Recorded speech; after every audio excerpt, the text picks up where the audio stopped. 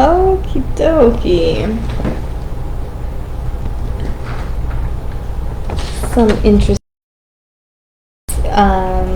We're going to talk about forgiveness, and before we go into this one, I do want to preface with this is something we've talked about before, but it is very important, and I can't tell if I like or dislike the format at the end of this Bible, like I had mentioned before, due to the fact that there is so much repetition. But reading this again and again, this message of forgiveness, is super, super important. It's something that we use every day, or at least very frequently.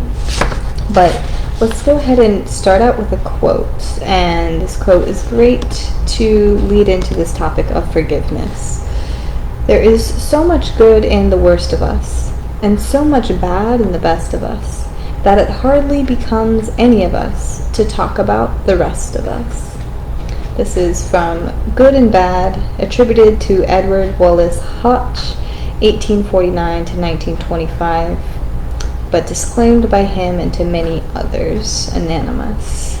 So these quotes are pulled from different places and then also reconfigured, I guess, which is why it's coming together in an anonymous quote, but this is where the root comes from. I'll read it one more time before we begin. There is so much good in the worst of us, and so much bad in the best of us, that it hardly becomes any of us to talk about the rest of us. So, good and bad. This is where forgiveness comes in, right? How important it is to practice this daily. Now let's go see what the Bible has to say. We're going to Matthew chapter 18, verses 15 through 35.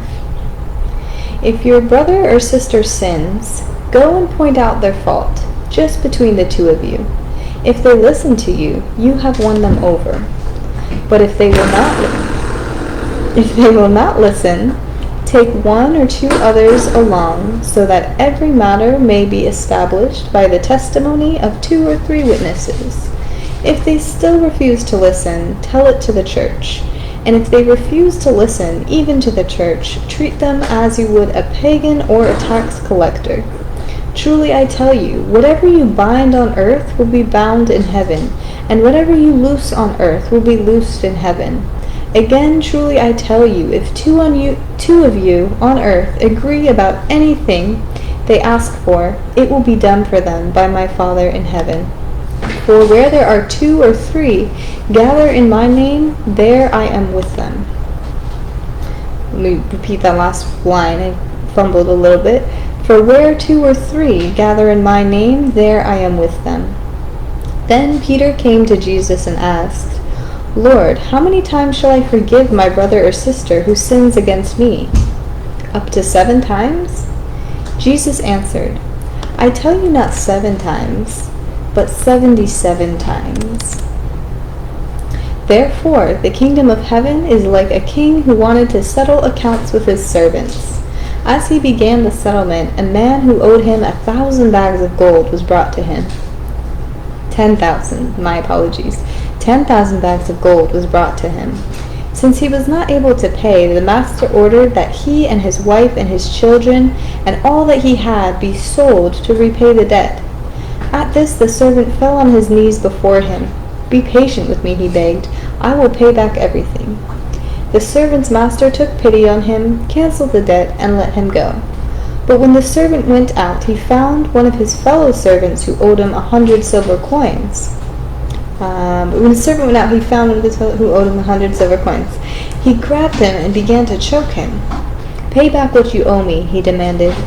His fellow servant fell to his knees and begged him, Be patient with me, I will pay it back. But he refused. Instead, he went off, and the man had thrown him into prison until he could pay back the debt. When the other servants saw what had happened, they were outraged, and went and told their master about everything that had happened. Sorry, okay, little typos there. Then the master called the servant in. You wicked servant, he said, I canceled all that debt of yours because you begged me to. Shouldn't you have had mercy on your fellow servant, just as I had on you? In anger, his master handed him over to the jailers to be tortured until he should pay back all he owed. This is exactly how my Father will treat each of you, the less you forgive your brother or sister from your heart. So, moral of this story, forgiveness is good. Forgiveness is good, and it's good from the start, not just, after the fact, because it seems like the servant had some rage in him that he then took out on another servant. So forgiveness is good from all angles. It's good from the start. It's good to just know where that forgiveness is going and know that it's going to then better the situation versus make it worse in any situation. So this is the parable that Jesus had told, and it's very vivid, and we've read it a few times, but hopefully it just resonates in some way. Sometimes I have a little bit of trouble drawing parallels, too many parallels, but of course it is important to understand. Not 7 times, but 77 times. That is how much forgiveness is needed.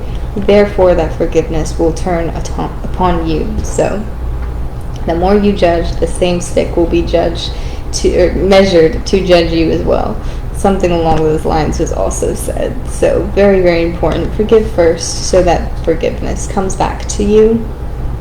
Let's go ahead and go on.